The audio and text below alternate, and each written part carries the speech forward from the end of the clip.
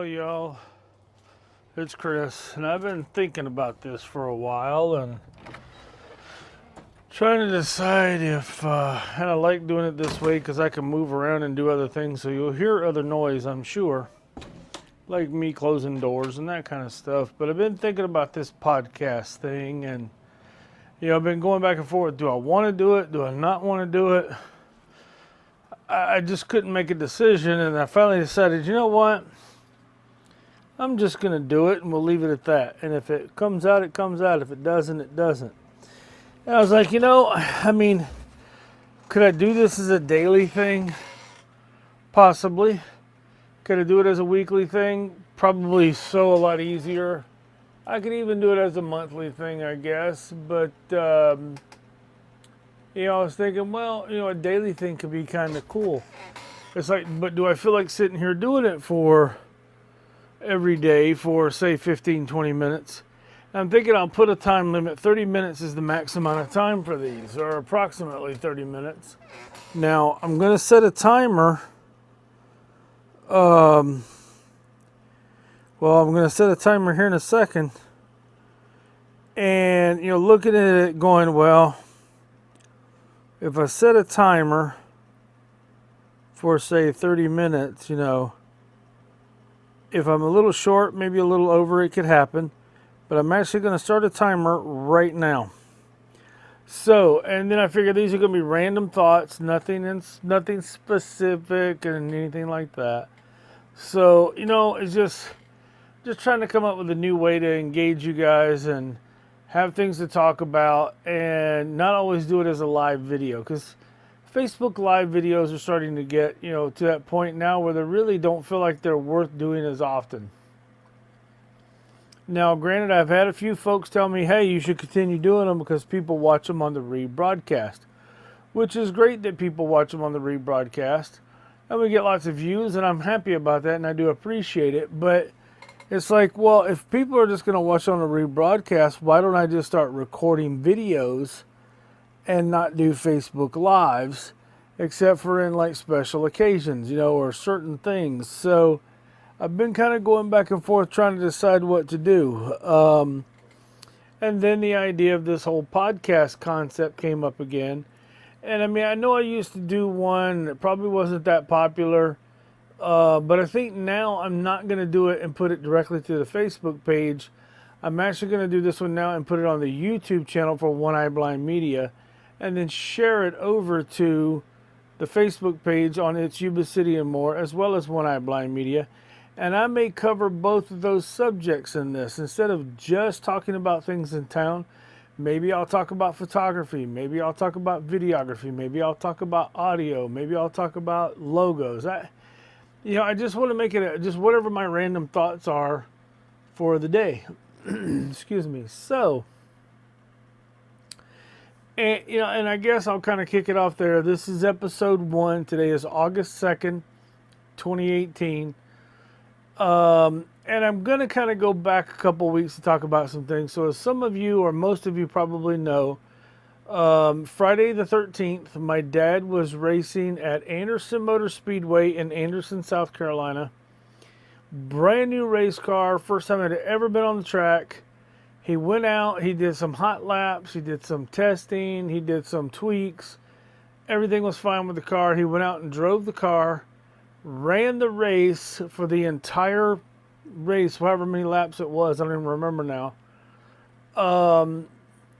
He drove the car into the pits, pulled it right up in his pit spot, right in front of the trailer, ready to pull it in, and he got out of the car, like he always does. He walks over to the passenger side of his pickup, grabs a cold Gatorade out of the cooler, like he always does. He walked back to the front of the trailer, or to the back of the trailer where it's open. A bunch of the guys were talking to him and that different stuff, and they were asking him throughout the day, how he felt, because he kind of looked like hell, because he had just gone through a surgery to have his gallbladder removed, and he had some kind of issue with his colon, something where it was like impacted or whatever, I don't know. And they removed it and tested it, and it was cancerous, and so all that stuff, being what it was, he probably should have recovered a little bit longer before he got back in the car. So he goes out, he runs it, he goes over and sits down on the trailer. And probably within 2 minutes of sitting on the trailer, one of the guys looks over and he just had slumped over. So he walked over to check on him, or he ran over to check on him, and my dad was gone right then. He had a massive heart attack. Now, what makes that interesting to me is that he had one not that long ago that was mild and never said anything to any of us. He never told any of us about it or anything. And so I know during the autopsy they found that, and they told us about it and all that kind of stuff. But so it's just it's one of those things where then I had to start scrambling. This was on Friday the 13th. My mom and dad are no longer together. They haven't been together for 30 or 40 years. But my stepbrother was at the racetrack. Or no, I'm sorry, he wasn't at the racetrack. One of his best friends was at the racetrack, whose dad used to race him. His dad and my dad are good friends. And he called my brother and told him what happened. And because he was in the pits watching all this while the EMTs were doing their job and they were working on him and doing everything they could do. And so then he calls my mom calls me. Well, then I find out about it, and it was kind of like, oh, wait a minute, this doesn't sound right. Just something didn't feel right about it. But, it's not like my mom would lie to me about it. So, so we went through all that. So then pretty much Saturday, Sunday, Monday, and Tuesday, we were going through the whole process of, okay, we got to have somebody take care of the cat. We got to have somebody come by the house, get the mail. We got to go spend, $1,000 on plane tickets that I don't have. We got to go spend another $1,000 for a hotel room that I don't have. It's just, I have family in the area, but I'm one of those people that's really weird about staying at other people's houses. You know what I mean? It's just one of those things where I'm more comfortable having a space that, I can go through my routine, especially since the stroke, and, I can do the things I need to do, and it's easier because I can get around in a hotel pretty well. I may not be able to get around in somebody's house because I don't know my way around. So it was one of those things where we went through all that. We left on Wednesday was that the 18th? Yeah. We left on Wednesday the 18th to fly back to the East Coast. We had to get there as quickly as possible because, I pretty much knew. My sister and I had talked. My sister was pretty much the one he had said will take care of everything and the will and all that kind of stuff. And so she and I talked, and the racetrack wanted to do a memorial, and the man didn't want any kind of memorial done. He didn't want anything done for him at all. He's just one of those kind of people. Well, the racetrack's going to do what they're going to do, and we can't stop them. So on Friday the 20th, they decided to have a memorial for him. And so we got to go to the track and see his car sitting in the center of the pit road. And my brother got to drive it around the track. And, the family was there. Almost all of the family was there. And, so it was a good thing. And the racetrack are great people. They did a great job. Some of the greatest people I've ever met in my life. They were just bending over backwards to help us out, and it's like the guy who runs that division that my dad raced in, and all the drivers got together and raised a bunch of money. And their first thing was, we're raising the money to get me out there because they thought maybe I didn't have the money to get there. Well, I ended up scrounging the money together to get there. So then, because they knew I was staying in a hotel, they said, well, we'll get the money together to pay for the hotel.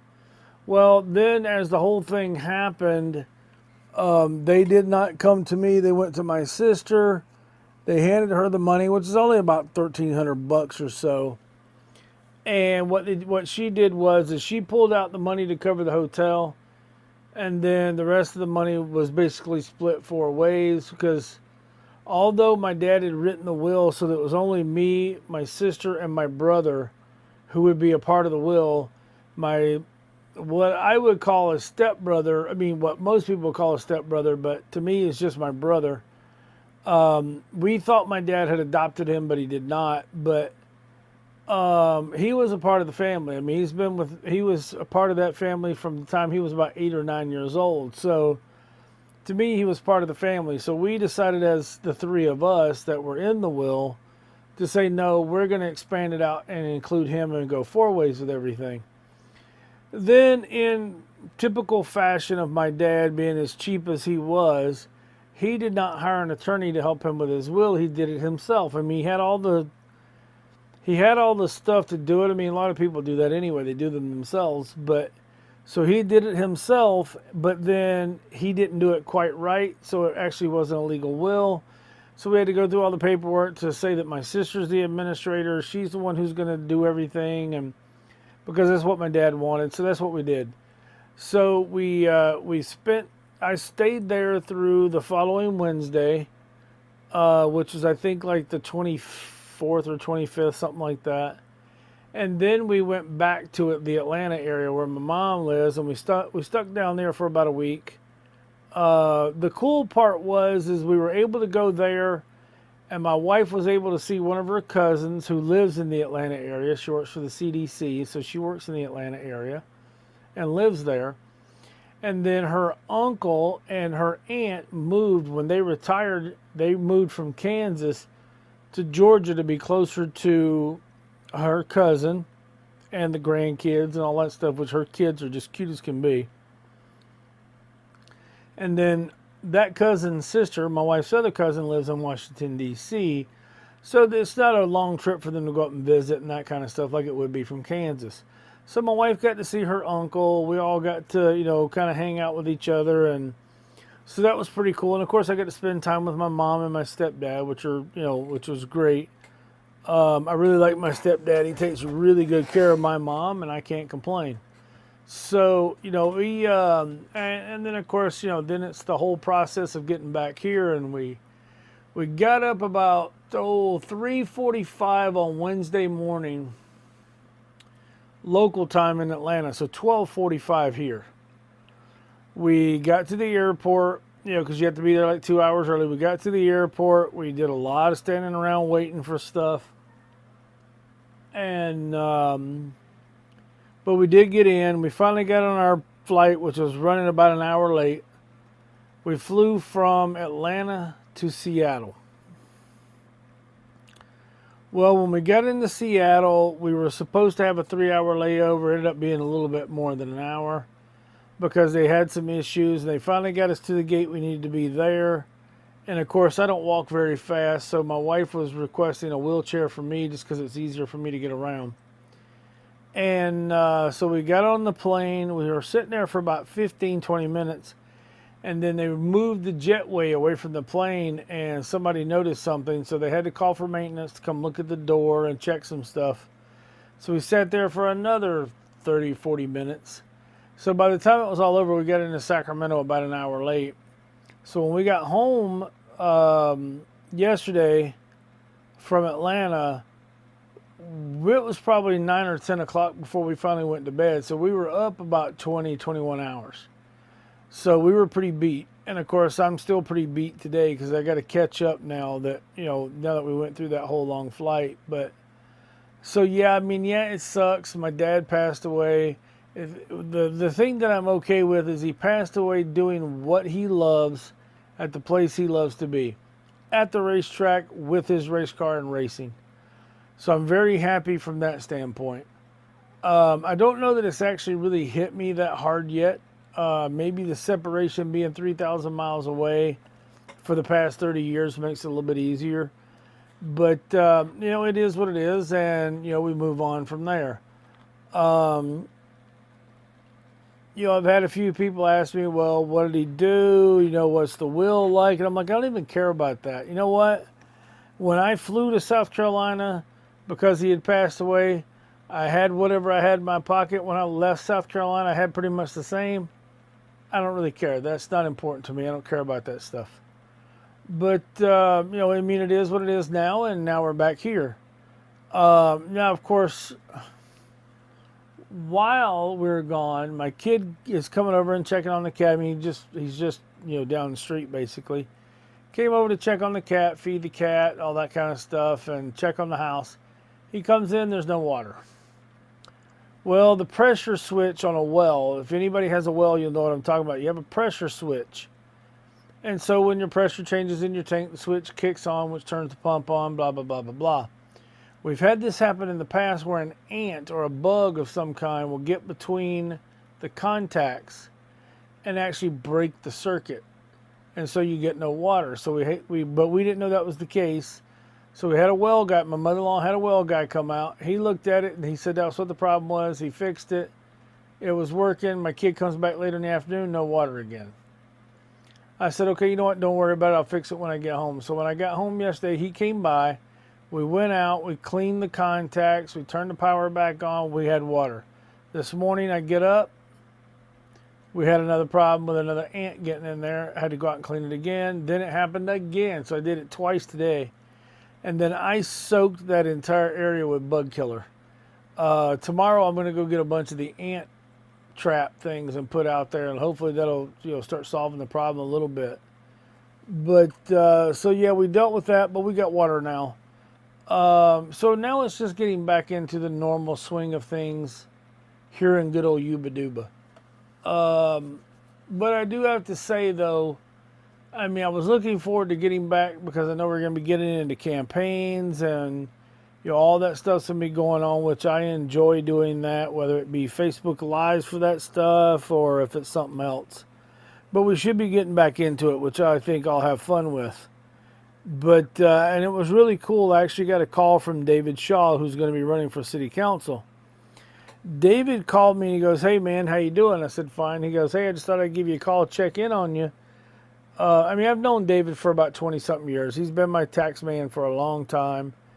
And he's a really good guy. And he's like, hey, I was just calling to make sure you're okay, checking on you, making sure Stacy's okay, all that kind of stuff. And I'm like, oh, no, man, I appreciate it. We're good.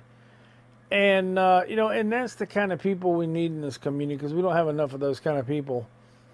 But now that I'm back, now it's going to be getting back into doing the things that I like to do. The It's Yuba City and More stuff. Although I am kind of taking a little bit of a backseat to some of that. And then now I need to get into the One Eye Blind Media stuff. I still, the 2 weeks we were there, I had 2 weekends. I still did the Nate Black show when he did one. I still did the Live with Lou show and put Lou's show up. I still did the Yuba Sutter Political Spotlight. I mean, it's like while my mom, my stepdad, and my wife are all sitting over there on the sofa chit-chatting and talking about this, that, and the other, I was over sitting at my laptop with headphones on trying to put these shows together. So, I mean, and somebody asked me, they're like, why do you still do that? You don't get paid to do that. Why are you doing it? And I'm like, because I know my dad would be pissed off at me because I made a commitment to do it and I've got to get it done. And, things happen and, that doesn't mean that I throw the people to the side that I've been working with and trying to help out. So I made the commitment, I continue doing it. So, everything's going to stay the same. Now that I'm back, though, I'm definitely, looking forward to getting back into stuff. I'm definitely hoping that now I can really start focusing on One Eye Blind Media a little bit more. I really want to get that off the ground. I have determined as of right now, this much talking requires something to drink, so I got to grab something here. But, now is when I'm really looking forward to hopefully getting some different promo videos made, sample promo videos, and getting them out to restaurants, real estate agents, and any other business I can think of, and start doing, start having people actually contacting me and wanting something done. Because right now, 99% of the stuff I do is, either me promoting something as a sample, or I've done work for free, and now I've got to start cutting back on that free work. I've done way too much free work. I've really got to stop doing that. And then now I've got to put the focus on trying to get, one of my kids to kind of pull his head out of his butt and start doing some things he needs to do. Helping my other kid, he's getting married in September. So, I got to keep that in mind too, that I need to be able to help him. And his fiance I've been helping her with photography. she's taken off like crazy, and now I'm offering to help her because the one thing she doesn't like doing is editing. So we've been talking about it, and so I'm going to help her with editing. She'll take the photos, she'll send them to me, I'll edit the photos and send them back to her. If she likes the edits, then we'll go with that process. So now let's just get back into the swing of things, starting to work on some projects that I've been wanting to work on, and hopefully finding a way to get One Eye Blind Media moving forward. It's just something that I need to do. You know, I mean, I've got to keep myself busy because, well, being retired I had to retire on a disability, and being retired, I'm bored. My wife's not retired yet. Now, as soon as she retires, that boredom will go away because we'll start traveling. I mean, even if we're just jumping in the car and driving somewhere and getting a hotel room, we're going to start doing some traveling, doing some photography, having some fun, doing other things, going off with friends, doing whatever. But I need her to retire to do that, and she's not ready to retire yet. So as soon as that happens, then things will change, but we'll see what happens. So yeah, I mean, it's just now going through all this stuff, just trying to figure out what to do and how to do and all that kind of thing. So, I mean, but, you know, I still plan on continuing with It's Yuba City and More, continuing doing the same things of trying to get information out when it comes to me. I'm still going to continue with Yuba Sutter Foodies, Yuba Sutter Music Scene, the Yuba Sutter Business to Business Network, and all the other groups and pages that I do, the NorCal Photo Gear by Sell. All that stuff I plan on sticking with because I enjoy managing social media stuff. So I'll continue doing that. I'm hoping to work with candidates this year of doing some promotional videos for them. I'm hoping to get other companies that want me to do promotional videos. I'm actually going to try and get back into photography a little bit deeper. I'll probably be posting some stuff pretty soon about specials I'm going to do on couples portraits, engagement portraits, senior portraits, prom, all that kind of stuff, because I'm ready to get back into it. And I've got a whole group of models I can work with, and I'm going to try and start working with some of them so I can kind of get myself caught back up into the portrait world and start doing my thing. So pretty much the idea is going to be now that this podcast might be a daily thing. It all depends on the case. I think if I do one tomorrow, I may go sit in the car and do it so it's a little bit quieter space, because I don't really have a studio yet. I'm working on that. But, you know, and then the other thing I'm working on is helping my wife, you know, build her Mary Kay business. That's the other thing I'm wanting to do, is see what I can do to help her. And so, yeah, I'm going to be busy, and that's fine. I like being busy. That's not a problem. But as far as this podcast deal, I mean, I'm not doing it like a traditional podcast where I'm going to record it, upload it to a podcast hosting company, and then put it here and put it there and put it. No. I'm going to turn it into basically a video with a static image or something like that. I'm going to post it up on YouTube, share it everywhere I need to share it. And then if people want to listen to it, they can download it and listen to it. I mean, it's easy to download something. They can download and listen to it, or they can go right to the YouTube channel. They can fire it up on YouTube, put it on Bluetooth in their car, and listen to it wherever they're going. They can put headphones on. However they want to listen to it, that's fine. But I'm going to try and start doing one of these every day, talking about various subjects of the day, whether it be things about, you know, like the fires and the fire out of the buttes, or if it's going to be politics, it could be photography, it could be videography, it could be anything. It's just whatever thoughts are in my head that day. I may even go through Facebook and talk about certain things, or go through Twitter or Instagram. I really don't know. What I'm hoping to do is just turn this into something where people just say, hey, you know what? I can listen to the guy ramble for 30 minutes. And that's what I'll do, is ramble for about 30 minutes. And I think I do want to make it a point to keep it at a 30-minute time limit. Because, you know, I mean, that can cover most people's commute. And, you know, I mean, do I really need to talk for more than that? No, when I get on my lives, I talk a lot. And, you know, people ask questions and that kind of thing. So when they ask questions, well, or they make comments, of course I'm going to talk about it. Where in this format, I get to say what I got to say. Then people get to comment on it later, and then they can decide whether they want to comment or not. Maybe nobody likes this, and if people don't like it, all they got to do is send me a message through the Facebook page and let me know, hey, I don't really like the podcast. And I mean, it might be something where you don't like it, somebody else does, and it's like, well, I'm either going to do it or I'm not. So if I do it and you don't like it, then don't listen to it. I don't have a problem with that. Because it doesn't hurt my feelings if people don't like what I'm doing. I'm not doing it for you. I'm doing it for me. I think it's probably the biggest thing, but I enjoy it, so I'm going to keep doing it, and we'll go from there. But, it's, I have the equipment, I have the time. Why not put the equipment to use and actually do something with it?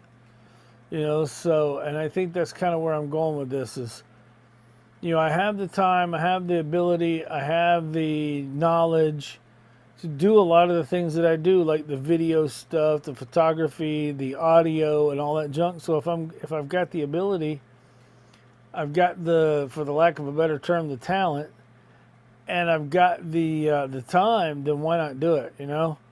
I'm hoping to turn this podcast thing into something where, and I've got to check out some other equipment to do it properly.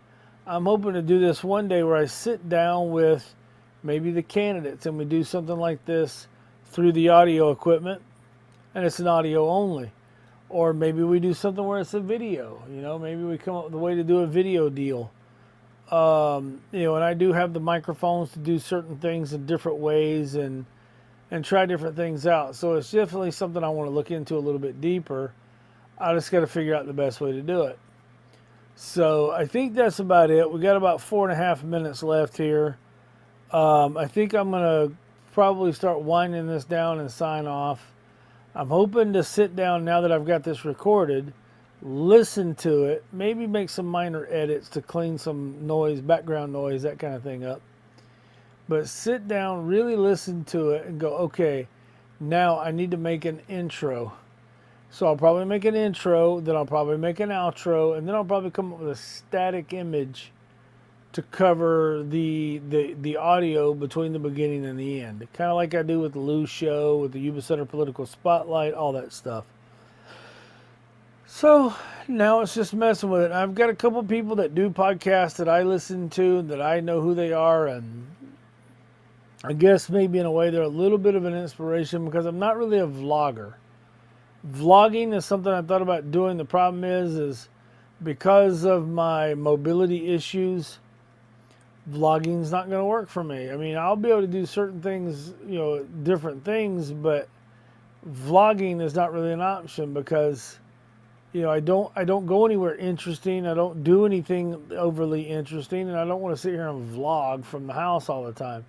Now, once I get my office space set up the way I want it here, or I move it into the other room, then I might seriously consider doing more of a vlog, because then I can set up the space the way I want it, do the things I want to do, and if I do a vlog, then I can set up a green screen and be able to put, locations from anywhere in the world behind me, and then have a little more fun with it. So maybe that'll happen when we get to that point, but until we get to that point, it's either going to be Facebook Lives or it's going to be this podcast concept. So I think that's about it for me. I hope everybody's had a great day. Hope you have a great day tomorrow. And I guess we'll talk to you tomorrow. And everybody have a nice evening, and I'm out.